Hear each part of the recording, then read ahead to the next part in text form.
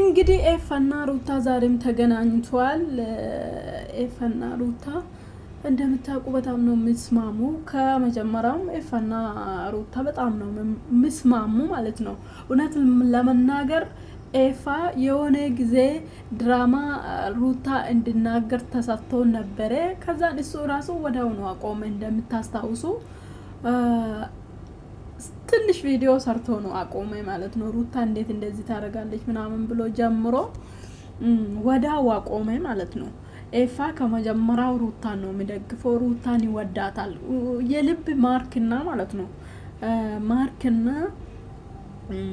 ኤፋ ሩታን ከልብ እንደሚወዱ አስቡ። ሰላም ውድ የዩቲዩብ ተከታታዮቼ እንዴት ናችሁ? ደህና ናችሁ? ላይክ፣ ሼር፣ ሰብስክራይብ እያደረጋችሁ አበረታቱኝ። ኤፋና ሩታ ዛሬም ተገናኝቷል።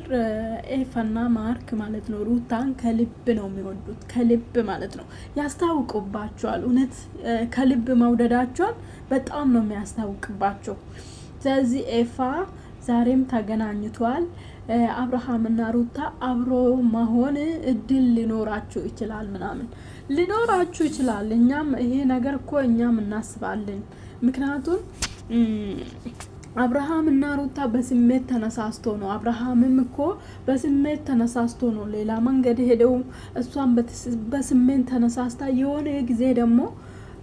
የሆነ ጊዜ ማስታወሳቸው ወደ ራሳቸው መመለስ ወደ ራሳቸው ማሰብ አይቀርም ማለት ነው። ያ ቀን ማለት ነው። አሁን አብርሃም የሆነ ነገር ሄርሜላ ላይ የሆነ ነገር ቢያጣ ማለት ነው ሩታ ላይ የሚያገኘው ወይ ደግሞ መጀመሪያ የሚያውቃት ሴት ላይ የሆነ ነገር የሚያገኘው ሄርሜላ ላይ ቢያጣ ቀጥታ ሩታና የሚያስባት። ምክንያቱም በአለ ትንሽ ምክንያት ነው በቃ የተለያዩ እነኚህ ሰዎች በቃ በትንሽ ምክንያት ምንም ምክንያት ያልሆነ ለዛም ደግሞ ተዋልደዋል ምናምን እሷን ነው ቀጥታ የሚያስባት። እሷም ደግሞ ታስባለች። አሁን ማሰብ ጀምራለች። አሁን ትላንትና ያደረገችው ባታደርግም ደግሞ ሩታ ብዙ ታግላለች። በጣም ታጋይ ነች። በጣም እንደምታበላሽ ሁሉ ነገሮችን ለማስተካከል ፈርዘሪ ትሄዳለች ማለት ነው። ምንም የሰው እንትን አትሰማም። በቃ በራሷ መንገድ ነው የምትጓዛ ምናምን። ሰው ምን ይለኛል ምናምን ብላ በጭራሽ አታስብም። በጭራሽ ማለት ነው። ኮንፊደንስ አላት። ለስራ በቃ ስራ ነው። ለስራ ቦታ አለት። በጣም ነው የምሰራ። ምክንያቱም አስባችሁ ብዙ ሴቶች እኮ የእርግዝና ጊዜ ልፍስፍስ ስንት ነገር ነው የሆነው። በቃ የተለያየ ነው። እሷ ግን ተጋፍጣ ወልዳም ራሱ ሳተኛ ስትሰራ ነበረች ማለት። ከስራ ውስጥ አልወጣችም። አላስወጡም በጭራሽ ከስራ ውስጥ ማለት ነው።